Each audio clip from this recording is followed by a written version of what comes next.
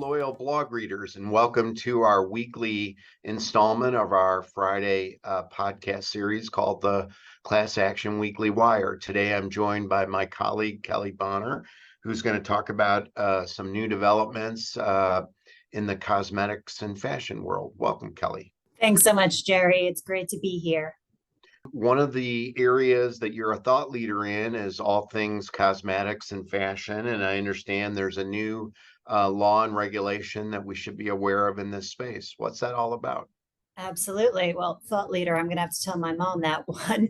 But yes, the Modernization of Cosmetics Regulation Act, or MoCRA, as it's colloquially referred to, was passed at the end of last year in December.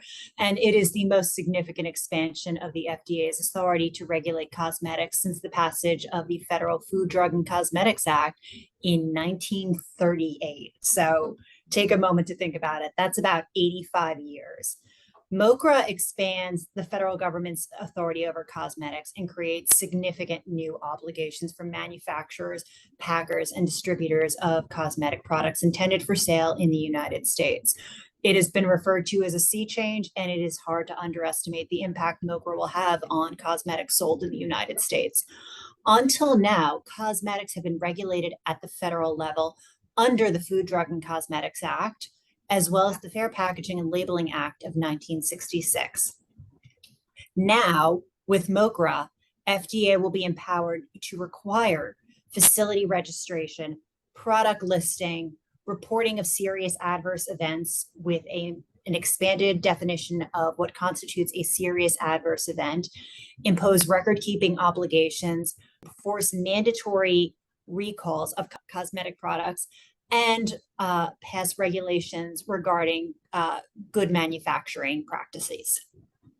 If you're a corporate counsel, I would imagine then that this is going to impact what you do on a day-to-day basis in terms of compliance. Do you have any views for our clients with respect to what they can expect on the compliance front? Yes, Jerry. So since MoCRA's passage in December 2022, cosmetics companies and personal care companies have been grappling with how to approach MoCRA. MoCRA introduces significant changes for businesses operating in the cosmetics industry. For example, it requires any facility that manufactures or processes cosmetic products intended for sale in the United States to register with the FDA and to list products that are sold. The FDA anticipates that its portal for registration and product listing will go live sometime this month, and they've released certain guidance on it. But again, FDA is looking at an avalanche of information. MoCRA also requires new labeling requirements, including providing contact information for adverse event reporting. It expands the definition of serious adverse event. It imposes greater record keeping obligations regarding product safety, documenting and following up on serious adverse events. These are significant obligations that companies will need to comply with. And a lot of these obligations fall on what MoCRA identifies as a responsible person. It's important to remember that MoCRA's definition of a responsible person is not the same as a responsible person under EU regulations, which were previously in existence and really kind of came up with this idea of a responsible person. So it's important to be versed in what the law requires and how is it different from what the EU requires. Sounds to me like in the class action space, this is going to create lots of regulations, lots of obligations, lots of duties when it comes to consumer fraud, class actions. Do you see this new statute as impacting the class action world? Jerry, yes, this statute is going to impact the class action world. MoCRA significantly does not provide federal preemption for state consumer protection or products liability claims, nor does it alter the existing regulatory framework with the relationship between the FTC, the Federal Trade Commission, and FDA over what kinds of claims personal care products can make. So already, Jerry, what you're seeing are plaintiffs bringing class action lawsuits over companies' usage of terms like clean, natural, non-toxic, under fraud theories or price premium theories, that there may be additional opportunities for plaintiffs to obtain information through MoCRA's required product ingredient listings and new disclosures that are required under MoCRA. Additionally, the record keeping and adverse event reporting aspect of MoCRA will provide plaintiffs with additional fodder to scrutinize the sufficiency of companies' safety substantiation data and risk assessment processes to allege that products are not actually safe or non-toxic or all natural or do not contain synthetic ingredients.